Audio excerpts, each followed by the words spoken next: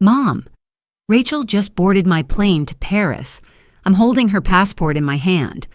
My son said those words with a voice that didn't tremble, because he knew what he saw.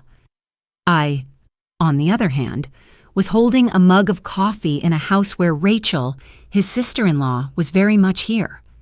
Upstairs, getting ready, laughing with my grandson. In my home, I froze. In that moment, my world cracked. Because if Rachel was 30,000 feet in the sky, then who the hell was in my house? My name is Thessaly Granger. I raised 2 sons with everything I had after my husband passed. I made sure they never saw me fall apart, not even when life did. And yet, somehow, I missed the one betrayal that lived right under my roof. This isn't a story about suspicion. It's a story about the day the truth flew in at 600 miles per hour and tore my family wide open. Let me tell you how it started. I didn't remember putting the phone down. 1 second, Nathan's voice was still in my ear. The next, I was staring at the kitchen tiles like they could explain something to me. Upstairs. Water was running. Rachel was in the bathroom. Ethan was humming a tune, something silly about monkeys and muffins. It was all too normal. So painfully normal that I wanted to scream, but I didn't. Instead, I reached for my coffee. It had gone cold. My hand trembled as I brought it to my lips, but I didn't drink it. I just needed something to hold on to, something that felt solid. Behind me, footsteps padded down the stairs. "Morning, Mom," Rachel called, cheerful as ever. "Do we still have those blueberry waffles Ethan likes?" I didn't turn around. My lips moved before my brain could catch up. "In the freezer," I said. She passed through the kitchen like nothing had happened, like she hadn't just been spotted on a plane halfway across the world. Ethan followed right behind her, backpack bouncing, his smile bright and uncomplicated. "Grandma, look, I packed my own snack today." "That's great, sweetheart," I said, barely hearing him. My eyes were on her. She opened the freezer, reached in with her left hand. Left? Yesterday. She'd signed a school permission slip with her right. I remember noticing how neat her handwriting was. And yet, this morning, she stirred syrup with her left, opened the fridge with her left, even brushed Ethan's hair with her left. Maybe she was ambidextrous. Or maybe I was losing my mind. But I had been a teacher for 32 years. I noticed things. Small things. The kind students didn't think I'd catch. Now I was noticing too much, and none of it made sense. As they walked out the door, Rachel turned and smiled. "Be back by noon, okay?" I nodded, but I already knew something was off. I just didn't know how deep it went. Not yet. She used her left hand to open the fridge. It wasn't just that. It was the way she held the milk, awkward, like it wasn't the hand she was used to pouring with. The way she fumbled for the cap and glanced down like she had to think through a motion she'd done 1,000 times. Rachel was always right-handed. She joked about it before, how lefties smudged ink and couldn't cut wrapping paper straight. But that morning, she used her left like it had always been her dominant side. And I just stood there, watching, pretending I wasn't watching, pretending I wasn't unraveling. "I'll be quick," she said, grabbing her purse. "Farmer's market closes early today." She picked up the woven basket, except it wasn't the one she carried yesterday. That one had leather handles and a blue plaid lining. This one was red, with a wooden grip and a cracked corner near the base. I'd mended it months ago and hadn't seen it since. Before I could ask, she was out the door. I moved to the window, not to spy exactly, but to see how she walked. It was odd, even thinking that, but I couldn't help it. Her posture looked tighter, shoulders pulled in, less sway in her hips, like she was wearing a version of herself that didn't quite fit. I tried to shake it off. Maybe she had a lot on her mind. Maybe I did. 10 minutes later, Ethan came bounding down the stairs, still in his dinosaur pajamas, holding a picture he'd drawn of our garden. "Grandma, look," he said proudly. "I made this yesterday with Mom." I took it with a smile and sat beside him on the couch. "You two did a good job." "Yeah." He nodded. "She helped me with the flowers. She drew the tulips and the butterflies. She even signed her name real fancy, see?" He pointed at the bottom corner. The handwriting was smooth, even a little flourish at the... "And this one?" I asked, flipping to the next page. The letters were blocky, jagged, slanted left. The ink looked like it had paused mid-stroke. "She did this one today?" He nodded again, this time a little slower. "But she was kinda grumpy this morning. She told me to draw it myself, and she didn't sing the song." I looked up. "What song?" "You Are My Sunshine," he said simply. "She sang it yesterday. She always sings that when she helps me." I froze. That song wasn't just any lullaby. It was mine. I used to sing it to both my boys when they were little, before life had teeth. Rachel had heard me hum it to Ethan once, last Christmas. She'd smiled and said, "That's sweet. I never knew that one." I stared at the 2 pages in the notebook, one neat, the other chaotic. "You did a great job, sweetheart," I said, kissing his forehead. "Go get dressed, okay?" When he left, I stayed seated, the notebook still in my lap, the questions stacking in my chest like bricks. 2 pages, 2 voices, 2 mothers? No, that was impossible. Unless... That afternoon, I went to drop off some cut hydrangeas to Mandy next door. She was pruning the rose bush by her porch when I handed her the bouquet. "Oh, thank you, honey." She smiled, then squinted. "By the way, your Rachel stopped by yesterday. She looked so tired. Barely said a word." I blinked. "You sure it was yesterday?" She nodded. "Mid-morning. She had on a green jacket. Real pretty. But I said hello and she just walked past me like she didn't hear. Strange, right? She's usually chatty."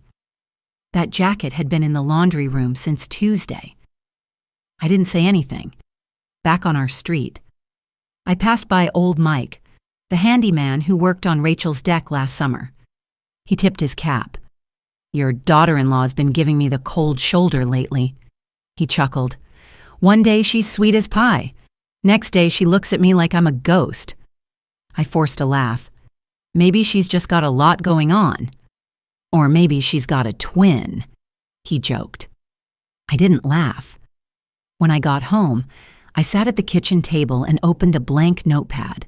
I hadn't written anything by hand in years, not since I retired. But something in me needed to see it in ink. Wednesday. Rachel uses left hand, different basket, cold tone with Ethan, no song.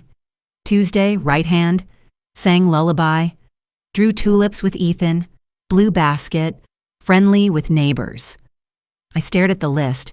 It felt like documenting a ghost, but not quite. Later that week, I bumped into Mrs.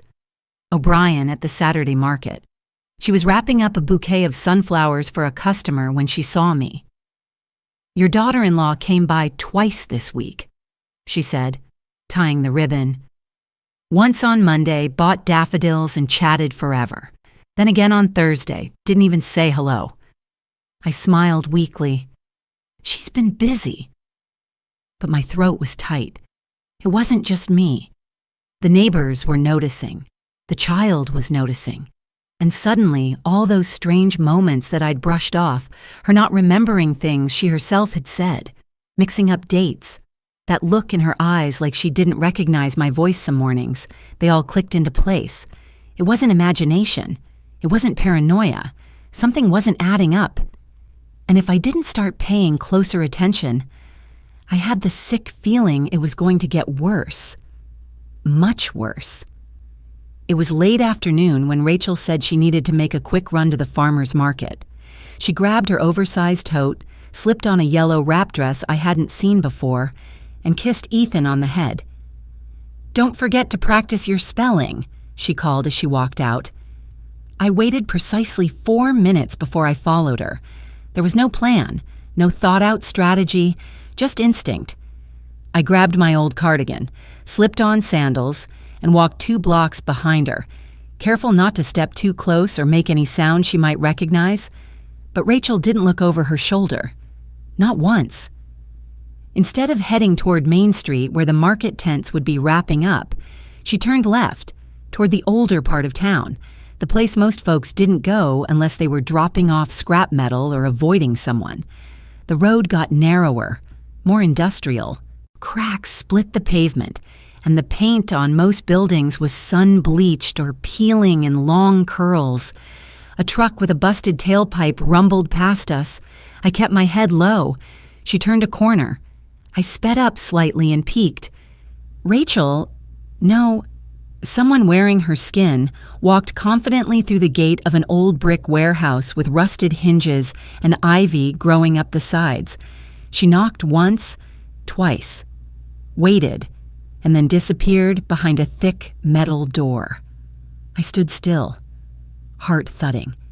There had been no market bag, no vegetables, no farmers, only that yellow dress, drifting behind a steel door like it belonged there. I waited for 20 minutes. Then I walked back home the long way, lungs tight, questions louder than my footsteps. When I walked through the front door, I smelled garlic and rosemary. Ethan's voice floated from the living room. "Mom, can we do puzzles after dinner?" I rounded the corner into the kitchen and stopped cold. Rachel was standing at the stove, wearing a soft blue cotton dress, not the yellow one. Her hair was pulled back with the tortoiseshell clip she usually wore on Sundays. She smiled over her shoulder at me like I hadn't just seen her vanish into an industrial building 20 minutes ago. "Hey, Mom, I started dinner. Hope you don't mind." I didn't answer. I couldn't. My tongue felt heavy in my mouth, like it no longer trusted me to use words properly. She stirred the sauce with her right hand, but I had just watched her open a steel door with her left. I didn't sleep that night. Not really. I lay still in bed, eyes open, replaying every step from the day, the dress, the building, the door, and how she'd been in the kitchen as if nothing had happened. The next morning, I returned.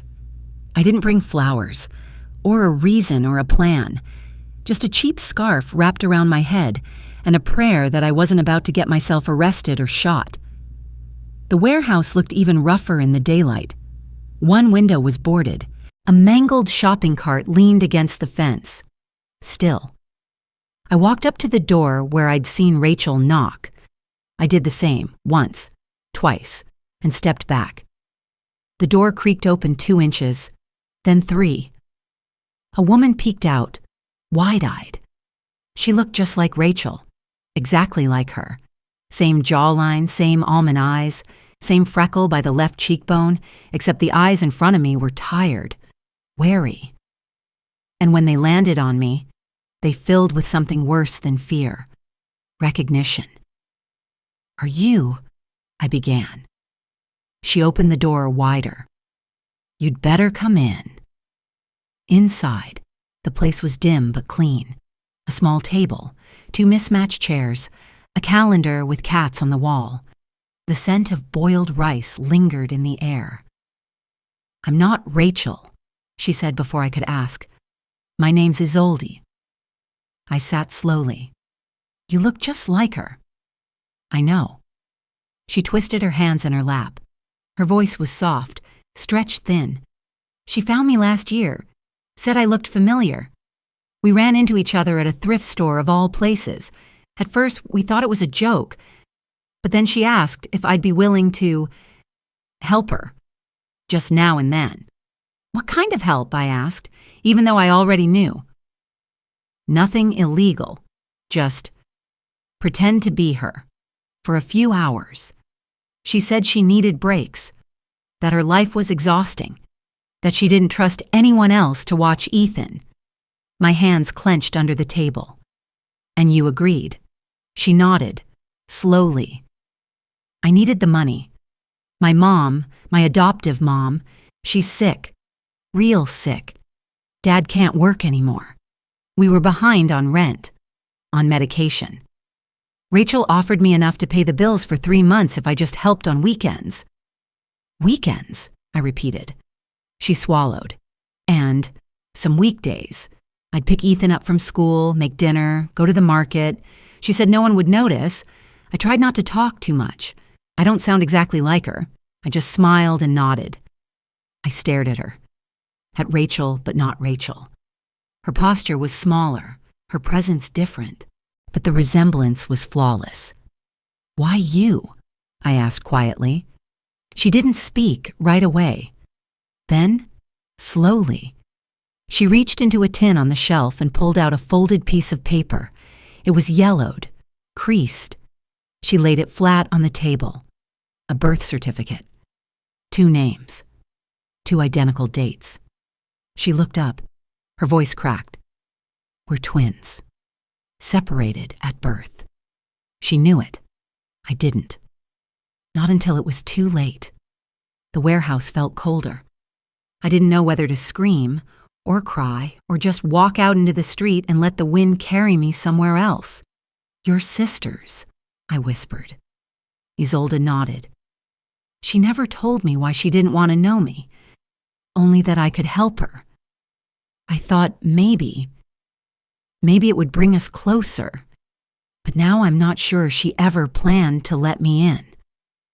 I looked at the woman in front of me. Not an actress, not a con.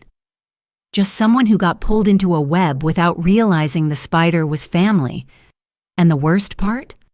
Somewhere deep down, I knew this wasn't even the biggest secret yet.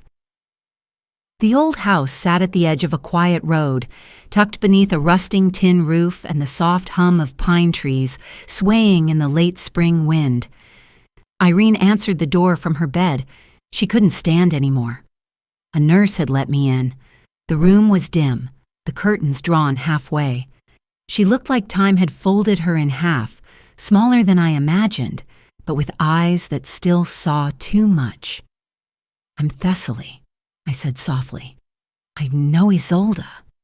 Irene coughed, long and deep. Her voice was raspy, but steady when she spoke. Of course you do. You wouldn't be here otherwise. I sat beside her bed. Her hands were paper thin, resting atop a folded blanket. She stared at them for a long time before she said anything more. I was a nurse back then. County general, small-town chaos, too many mothers, not enough bassinets. She swallowed hard. There was this girl, barely 20, dirt poor, pregnant with twins. Said her husband ran off when she was 5 months in. She begged us not to separate them, but when they were born, her eyes flicked up to mine. She couldn't do it, couldn't keep both. She said one would have to go.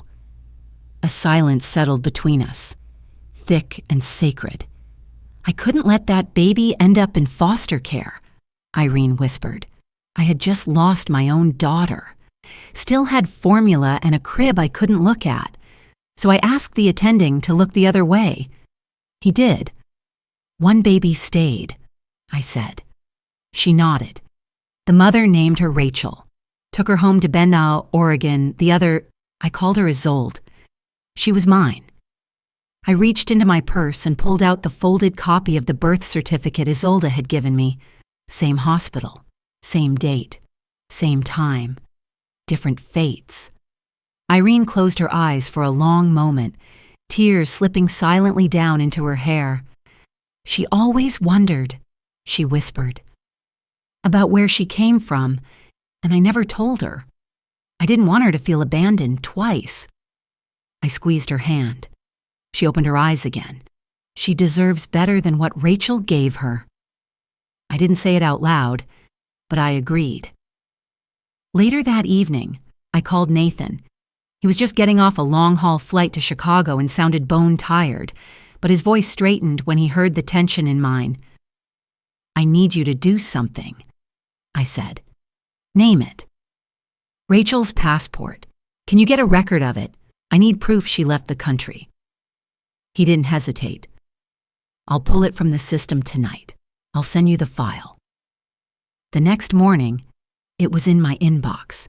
A clean, time-stamped log showing Rachel's departure through JFK, Flight 423, bound for Paris. Departure, 11:05 a.m., which meant she had walked through our kitchen door and smiled at Ethan, 30 minutes after she'd already taken off. I stared at the screen until the words blurred. Whatever shred of doubt I had left, it was gone. I met Lucy at a small bakery off Hawthorne Avenue. She arrived with a sketch pad tucked under one arm and a reusable coffee cup in hand, her bangs clipped back with 2 mismatched bobby pins. She looked tired, wary, but she sat down across from me without question. "I know this is strange," I began, "but I need to ask you something about Rachel." Her mouth tightened. "You mean the original one, right?" I nodded. Lucy stared into her cup for a second. "She scares me." That wasn't what I expected. "She used to come by sometimes," she continued, "driving some luxury car. BMW, I think. Always smelled like expensive perfume. She'd call ahead, tell Isolde to get ready. Never said for what." "Did you ever see who she was with?" "Once," Lucy said. "Maybe twice. I was walking near Alder and Ninth. She didn't see me. She was with a man, mid-40s, sharp suit, salt and pepper hair. They were sitting outside a fancy cafe like they were in their own little world." Her voice dropped. She called him baby. He called her honey. And I swear to God, she looked right through me like I didn't exist. "Do you know his name?" I asked, barely breathing. Lucy paused, then said, "Victor Hale." The name dropped like lead into my stomach. Victor Hale. The same man who had publicly backed out of a real estate deal with Thomas's firm just 4 months ago, tanking their entire quarterly pipeline, said the company wasn't strategic enough, that it lacked sophistication. He wasn't just her lover. He was the man who'd humiliated my son. And Rachel had helped him do it. With a smile, no doubt. Lucy pulled her sketch pad from her bag and opened it halfway through. "I drew them that day. I draw people I can't understand." She slid the pad across the table. Rachel was sitting in profile, head tilted, lips half-parted in a laugh. Victor's hand rested on her knee under the tablecloth. They looked like a couple straight from a lifestyle ad. Wealthy. Pleased with themselves. Untouchable. I handed the pad back. My hands were shaking.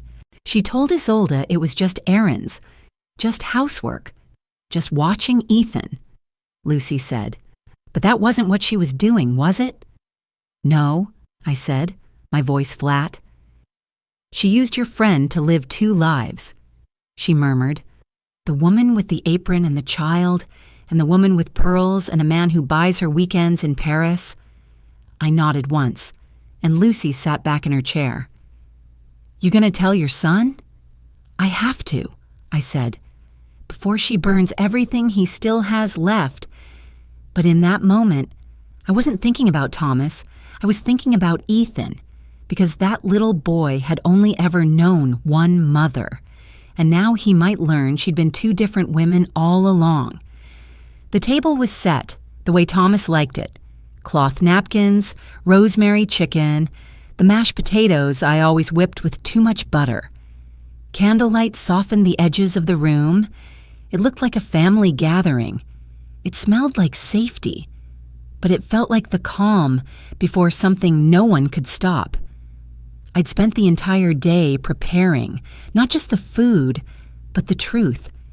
Every plate, every chair, every breath was positioned with intention, and at the far end of the table, across from where Rachel would sit, I left a seat open for her mirror. Ethan bounced in wearing his favorite dinosaur socks. "Is it a holiday?" he asked. "Why's Uncle Nate here?" Nathan smiled, ruffling his hair. "Just hungry for your grandma's cooking." Thomas kissed me on the cheek and poured a glass of wine. Rachel floated in moments later, wearing a sky blue dress and a pearl clip in her hair. She looked radiant, composed. The kind of woman who knew exactly how to play the role she wrote for herself, but she hadn't written this scene. "Smells amazing," she said, placing her cloth napkin in her lap. We sat. We passed dishes. We talked about nothing. And just as the air started to feel almost normal, the doorbell rang. Rachel's head turned. "Expecting someone?" "No," I said softly. "But let's welcome them anyway." I opened the door. Isolde stepped in slowly, hair pinned up, wearing a navy blouse and black slacks. Simple, but elegant. Beside her was Lucy, her chin high but her eyes scanning the room like a soldier entering enemy territory. Thomas stood, confused.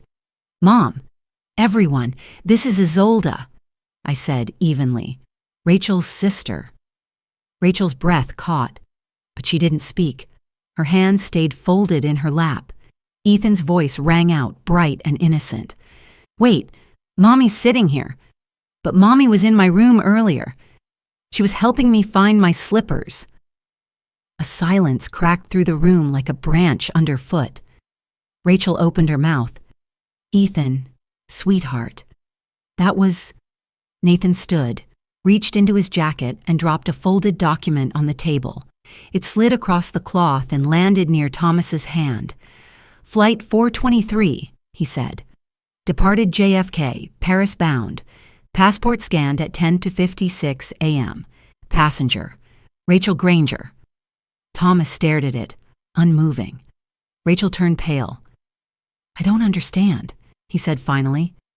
"You were at home. You made dinner. You read with Ethan." "No," Isolde said quietly, looking at Ethan. "That was me." Ethan blinked. "You're Mommy too?" Isolde's eyes filled with tears, but she nodded. Rachel pushed back her chair. "This is insane. You're all conspiring." "You lied," I said, standing now, my voice clear. "You lied to my son. You lied to your child. You lied to this family. And you used your sister like a spare pair of shoes to step out of one life and into another whenever it suited you." Rachel looked at me then, for the first time in a long time, really looked at me, and she knew. It was over. Not just the game, the performance, but the part of her life where we believed in her. She grabbed her purse. "You'll regret this," she said. "I already do," I replied. She walked out, and no one stopped her. Rachel didn't come back inside. Not that night, not ever again. The door had barely clicked shut when the silence rushed in, heavy and stunned. Thomas stood still, one hand resting on the table like he was trying to keep from falling through the floor. Nathan stared at the empty doorway, his jaw clenched so tightly I could see the twitch in his temple. Ethan sat quietly in his chair, chewing the edge of his thumb, his eyes scanning every face like he was waiting for someone to tell him this was just another one of Mommy's jokes. No one did. "I don't understand," Thomas said finally, voice low and cracked. "How long? How long has she been lying to me?" Nobody answered. Then Lucy stood and touched Isolde's arm, giving her a soft nod before quietly excusing herself. Isolde didn't move. She kept her eyes on Ethan. Thomas backed away from the table and leaned against the kitchen counter. His face had gone gray. "I gave her everything I had," he muttered. I thought if I worked hard enough, stayed loyal enough, built a future for us." He didn't finish the sentence. Rachel had already done that for him. Ethan's small voice broke the air. "Mommy's not going to sing tonight." My heart caved. He looked at me, blinking. She always sings the sunshine song after dinner. No one told him she wouldn't be singing again, that she had chosen a different kind of life, that she had left her son without so much as a backward glance. He looked at his father, but Thomas had turned his face to the wall. Then Isolde moved. She stepped away from the table and crouched beside Ethan's chair. She didn't say anything, just reached out and held his hand, gently, like it was the most natural thing in the world. And somehow, it was. He didn't pull away. He just leaned into her side. She pressed her forehead to his temple, her free hand cradling the back of his head. I watched them from across the table, tears burning at the edges of my eyes. In the wreckage of it all, this woman, once used like a placeholder, now sat still and steady beside a boy who had just lost his anchor, not with promises, not with explanations, just presence, just warmth. Sometimes, that's enough to begin again. The house breathed differently now. Gone were the silences laced with suspicion, the forced smiles, the air thick with what no one dared to say. In their place, laughter in the afternoons, warm dishes passed around without performance, and a quiet steadiness that didn't ask for attention. It simply stayed. Isolde never tried to become Rachel. She didn't mimic, didn't force affection. She simply showed up, day by day, morning after morning, picking Ethan up from school, teaching him how to tie his shoes tighter, braiding his hair for crazy hat day when Thomas forgot. She loved him without declaration, and he responded in kind.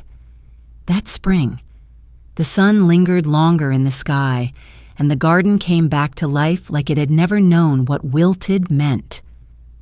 One afternoon, I stepped out onto the back porch with a glass of sweet tea and found them under the maple tree. Ethan curled into her lap, legs tangled, face flushed from playing. Isolde was brushing dirt from his cheeks and singing, her voice soft but sure. "You are my sunshine, my only sunshine." Ethan giggled at her off-key note, then leaned his head against her shoulder. Thomas stood a few steps away, frozen like he didn't want to disturb the moment. His face, once so hollowed by betrayal, held something new now, a cautious kind of hope. He walked over slowly, knelt beside them, and looked at her, not with pity, not with guilt, but with recognition.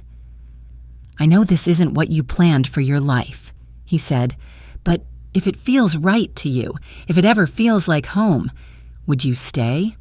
With me? With him? For good?"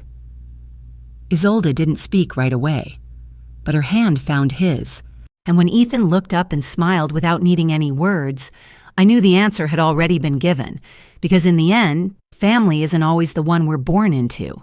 Sometimes, it's the one that chooses to stay, even after the storm.